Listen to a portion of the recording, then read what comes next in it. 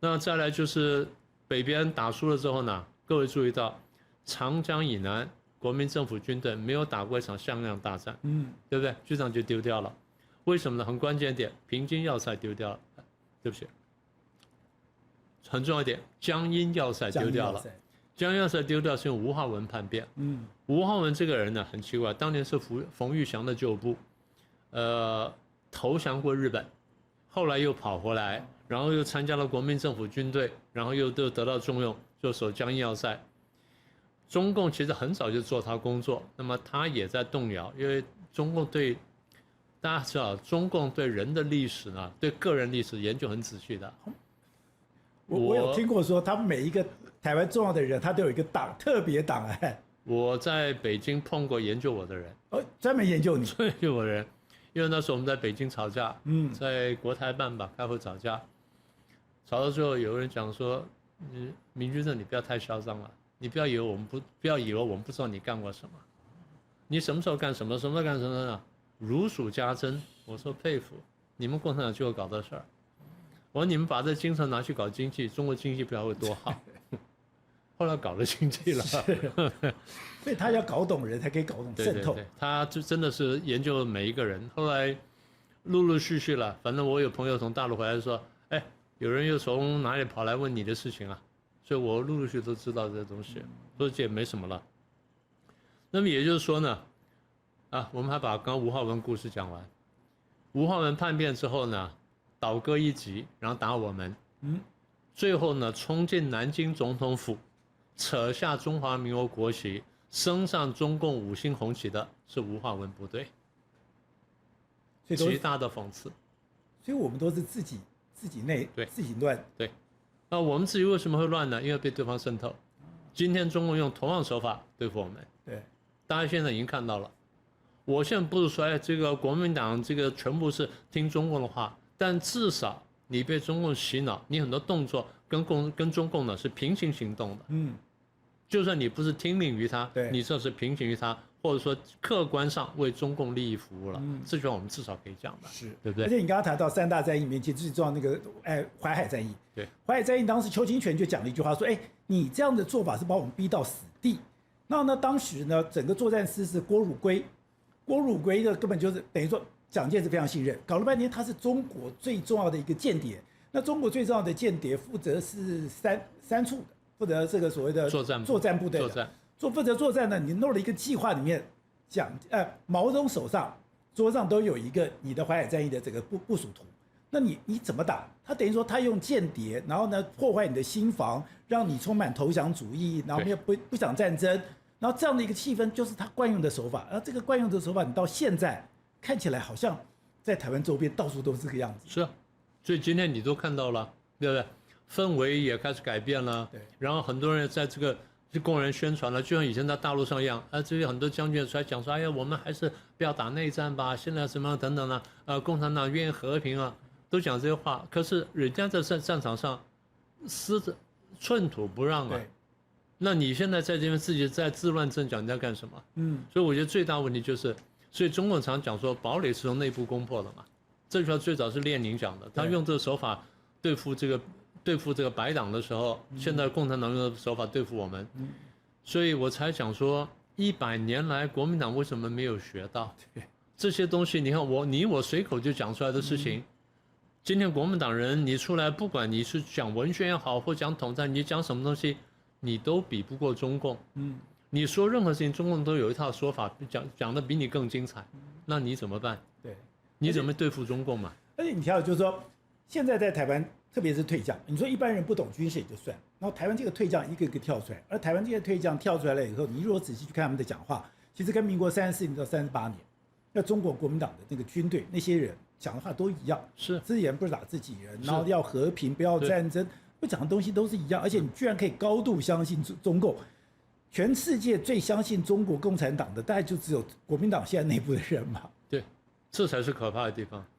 所以我们退到台湾来之后呢，当你说这个刚才的1949年大陆丢掉了，我们退到台湾来，大家说那既然共产党这么厉害，那怎么活下来？那我们怎么回来？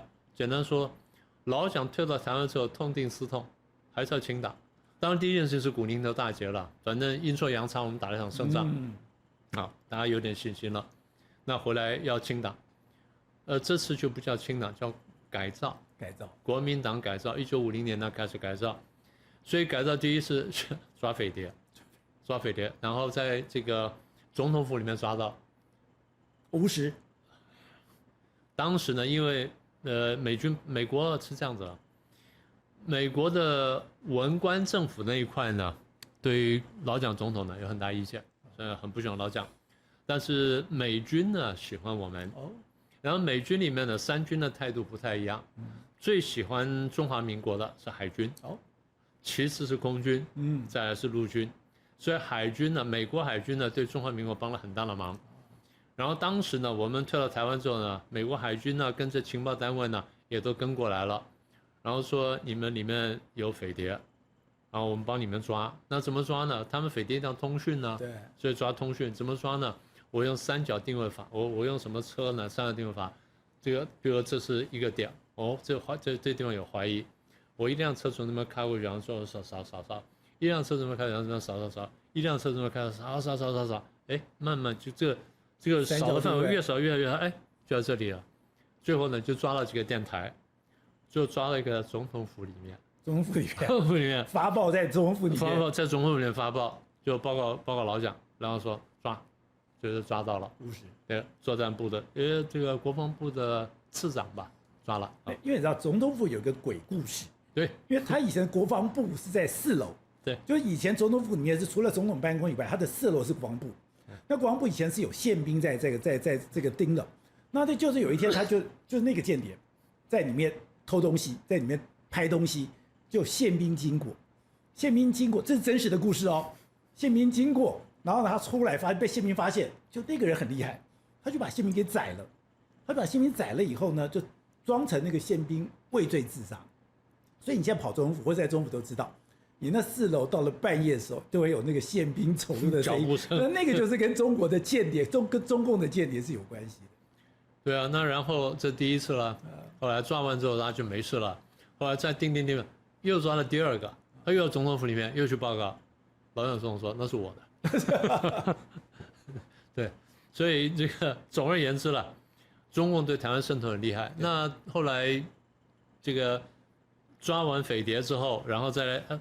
最后在台大法学院还抓到，抓了一个非常品学兼优的学生，当时抓完之后，同学都不相信，最后听说是这样的，那个是一个女生在那个女生宿舍里抓到的，她把一些情报呢藏在蚊帐的那个边缘，那是用蚊帐嘛，蚊帐不是有边嘛，藏在那边里面，后来同学都不相信，听说是教官带着宪兵教官还是情报人员啊，带着那些同学。去摸到那蚊帐，你看里面有东西啊，但不能给你们看，那你们相信了，他们才走掉。听说是这样，反正就是前面学长姐传下来的故事了。所以它是全面渗透，而且中共渗透学生是很常见的事情啊，对不对？刚刚不是讲说跑到延安去都是大学生吗？现在对台湾渗透，大学生也是一个很主要目标，因为这批人一旦转向的话，他对社会影响力是很大的。所以当初这个。老蒋时代呢，对于学生呢是非常在意、非常仔细的，因为他就吃了大亏了嘛。清党完了之后呢，把国民党内部的共产党都清掉了，然后重要一件事什么事情呢？明确反共路线。所以老蒋总统大家常常骂他，我觉得他对台湾有很多贡献啊，这个我们有机会再说。最大贡献就是第一，他没有投共，他可以投共的，他没有投共；第二，坚决反共。坚决把共产党跟共产主义挡在台湾之外，这对台湾最大的贡献。今天台湾人应该记得这个事。当然，我们运气还不错，因为后来韩战爆发。对，韩战爆发之后呢，老蒋总统就跟麦克阿瑟讲说：“我帮你打。”麦克阿瑟也很愿意，因为他觉得打起来吃力啊。麦克阿瑟说：“那好，你来帮忙。”老蒋说：“我出3个师，有实战经验，我帮你打，但只有一个条件。”打赢之后，我要渡过鸭绿江，从东北打进去。因为当初我先丢东北，就从东北打进去。麦克阿瑟同意，杜鲁门反对，不让台湾地区的，不让这个不卷进国共内战啊。当时杜鲁门的想法，反正美国犯了重大错误。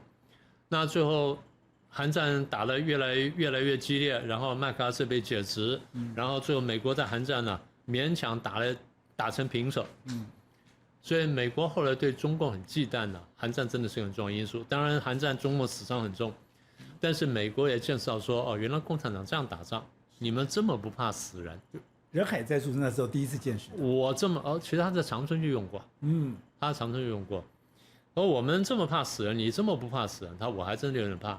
美国人号称说打到机枪枪管都发红发软，对，打到这种地步，人还往前冲，人还往前冲，因为那后面他不往前冲，后面枪就扫你嘛，就这么简单嘛。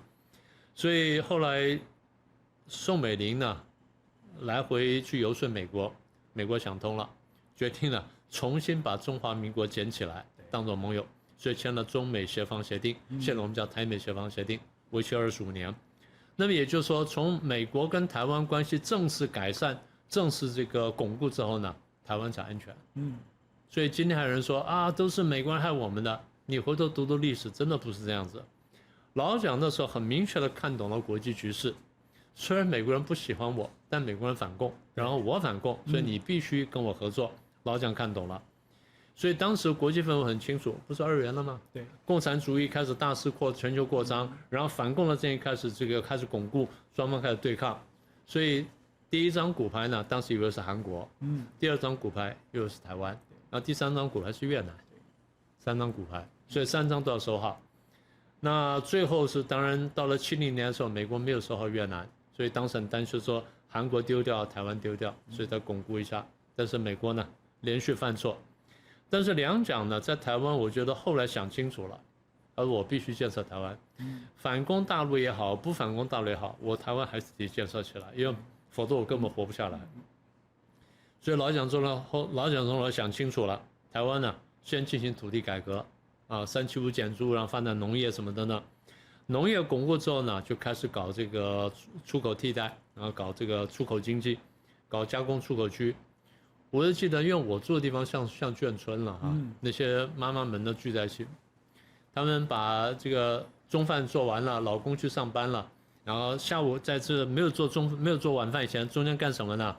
那时候不是打麻将啊，家庭级工厂，大家聚在这个街头呢，就做这些小东西，对，什么弄什么帆船啦，弄花啦，弄这弄那，什么弄圣诞饰品啊，弄的东西，然后赚点钱，赚外快，所以那时候非常勤劳，非常好。那时候就真的眼睁睁的看到台湾经济一步步这样起来。我记得最清楚就是我们家经济开始好转的时候呢，是开始有有电视机、电冰箱跟照相机，很早，而且那时候是彩色照片，那彩色照片后来都褪色了，但是我一看，我说哦，这就是我差不多高中时候台湾经济开始好起来，一点点看到。所以我再说一次哈，如果说国民党能够把共产党因素排除的话，通常会赢，比较好。通常如果被共产党渗透的话呢，会输。所以翻成简单白话就是亲共必败，反共必胜。简单说就是这样。所以苗，你觉得现在是被渗透的非常严重？非常严重。各位从国民党的这些高层，或者说这些退将，你都可以听到共产党言论，而且很多几乎是完全一致的。我还是不说还没有说刚才立法院里面行动，你光说平常讲话就这么一致，你难免让人家担心呢。尤其是我们这次晓得过去历史人，我们更担心这件事情了。好，那另外就是美丽岛电子报民调有一个题目把大家给吓到，他就说，如果是和平，那我不要战争，然后呢，在和平不要战争的状况下，你可不可以接受这个所谓的一国两制跟香港跟澳门一样的地位？就22.4%的人支持，那22.4%的就当有400万人支持，那这是一个非常可怕的数字。那是不是代表说，其实如果真的碰到两岸的纷争的时候，台湾的这个所谓的抵抗的这个决心，是不是会被人家怀疑说你中间是有打折扣？还有这样。郑丽文现在不断强调，我是用和平，我就是要和平，我不要打仗，和平最可贵。可是你就看历史，你只是高喊和平，你没有做任何准备，那下场不是更悲惨吗？我不是常常打一个比方吗？金人去打南宋的时候，南宋不断跑去跟金人讲说我爱和平，你觉得金人就不打你了？那个时候你若不杀岳飞，我重用岳飞，然后巩固国防，然后再去跟金人谈，你觉得会谈得比较好？当然，对不对？逻辑就是这样子嘛。今天不是一样吗？对，你说有20%的人有22%人说可以接受一国两制，你不要忘记，68%人坚决反对，是3倍啊。到时候真的仗打起来的时候，你觉得20%真的会投降吗？还有最后他还是要打仗，他最后会看清楚的吧？所以我觉得还是刚刚的问题了，中共的统战是有效果的，中共的洗脑、中国文宣是有效果。今天台湾不是很多人每天我们在友台上都看到一代人在呼应中共吗？对不对？我们看了不是很生气吗？你回头去看历史啊，第一个例子我想举例子，就罗马跟迦太基的例子。罗马跟迦太基对抗超过100年了，他们争夺是地中海附近霸权。罗马就今天差不多的这个意大利那里，迦太基在今天的叫做赖比瑞亚，北非叫突尼西亚，所以他不但在突尼西亚这里面，他在北非呢，基本上都进入他的这个囊中，然后呢，他到了西班牙半岛，所以他大概腓尼基人呢，这个基本上呢，海权比较厉害，对，罗马呢陆权比较厉害，所以双方争夺就是地中海的霸权，简单说是这样。那么打了100年，基本上我们把它叫做，我们读国际关系的，因为这个必须读，叫做 Punic Wars， 叫做布尼克战争或布尼战争或者布匿战争，打了几次，最后是这个迦太基的名将呢汉尼拔被打败了。一个说法哈，巴顿将军认为他是汉尼拔转世。是，对啊，因为巴顿他有很多很神奇的经验。他有一次在那个战场上呢，要出去视察战场，他坐了那个吉普车，然后他就走了地方，他说向右转。参谋刚讲说不是啊，这个将军，战场在前面，他不，战场在右边。过去看，古战场，他去看到汉尼拔的古战场，他看到了汉尼拔的战场，他说我回到当下，我回到当下，然后讲了很多故事。都是汉尼拔的故事，所以这个话流传很广的，大家上网去看就知道了。那他还跟一个人很像，跟他祖父几乎一模一样。巴顿给他祖父，他那个不是，那个巴顿是一个，然后那个再来是那个谁啊？麦克阿瑟跟他祖父一样。麦克阿瑟跑去读西点军校的时候，那个裁缝帮他量衣服，裁缝说：“你的尺码我都不用改。”跟你祖父一模一样，对，很奇怪的故事。麦克阿瑟自己也觉得好像是巴顿投胎或谁投胎，然后也有人说川普像巴顿，你去看那个照片，反正很怪了这个事情。这个投胎的事情我们现在有空再说，因为这个不适合在今天讲。对，我们回到这边来。不过你讲一下一件很妙的是，李登辉曾经讲过，作为台湾人，一定要懂得这个迦太基灭亡的一个故事。对。因为迦太基当然后来又过了在几十年，过了60年之后呢，第3次战争呢，迦太基被打败了。打败之后呢，据说是这样哈，第一呢，他有罗马人呢，把男人呢能杀的都杀了，其他呢发为奴，女人呢拿去这个做妓女啊，或做什么呢，或做奴仆呢用掉了。然后土地呢犁田3遍，对，烧过去再撒盐，保证你不能再生长。所以简单说就是战败呢当然很悲惨，对，但是投降也很惨了，投降也很惨了。当然有人说那个波罗的海3国什么，当然有人叫3小国，我出于礼貌呢，我把他们称为波罗的海3国，因为以前我也把他们叫3小国，后来我看一下，他们3国比我们都大，每一个国家比台湾大，每一个都比我们大，所以后来我出于礼貌把他们叫波罗的海3国。他们不是投降的，他们是被苏联打的。因为当时不是纳粹开战吗？苏联借口说我有出海口，就把3国给占了。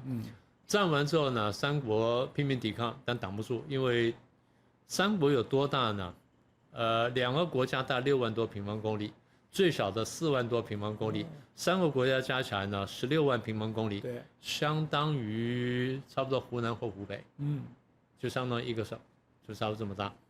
摆在苏联旁边看起来很小。摆在中国里面也就这么大而已。他们坚决抵抗，但是被蹂躏了50年，到1991年苏联解体呢，才重新独立出来。现在呢，他们看见这个乌克兰战争，3国现在开始动员。3国现在各位在新闻上看到了，练枪的练枪，然后这个参加志愿军的参加志愿军，然后增加军备的增加军备，所以三国都怕重蹈覆辙。那我们看人家这样准备，难道我们自己不准备吗？对啊，这第二个案例。第三个案例呢是香港。第三个案例呢是香港。香港是一国两制，当时我们就说有很大的问题。那现在呢？将来有机会再详细说。我最想讲呢，我最想讲的故事呢是二战的法国。当时纳粹不是要打法国吗？对。然后被当元帅，一战时候的英雄啊，决定投降。为什么投降呢？这样子呢，避免战争，然后呢，避免我法兰西人被屠杀，所以我投降了。投降之后呢，组成了维奇政府。对，Vichy 啊，就是维奇政府。维奇政府呢，基本上全面配合纳粹，对内呢镇压跟屠杀犹太人，然后呢帮纳粹呢生产武器、生产军火，这么配合。对外呢，法国的军队甚至跟盟军作战，在北非跟盟军作战。对。所以最后盟军没有办法，这个美国跟英国呢，最后只好痛打法国。法国的这个军舰呢被消灭，然后呢，最后呢，美国、英国的空军呢大举轰炸法国。后来法国统计，我被美英联军轰炸死的法国人呢，大概是5万多到6万人。纳粹去打英国的时候呢，英国最后被打死的大概不超过4万人，不超过4万人。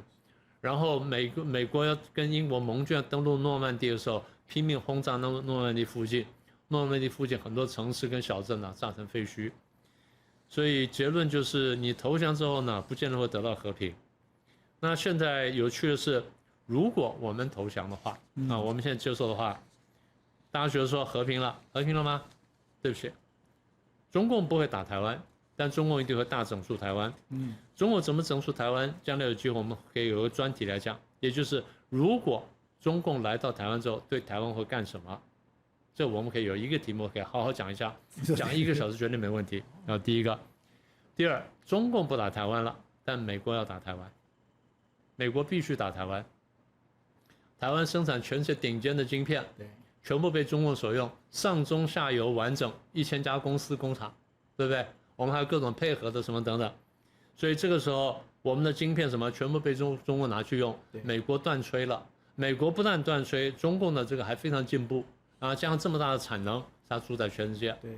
那美国来打台湾，所以现在想要投降中共的，真的台湾朋友们，大家想想，你觉得被中共打比较好呢，或者抵抗中共比较好呢，还是将来被美国打会比较好？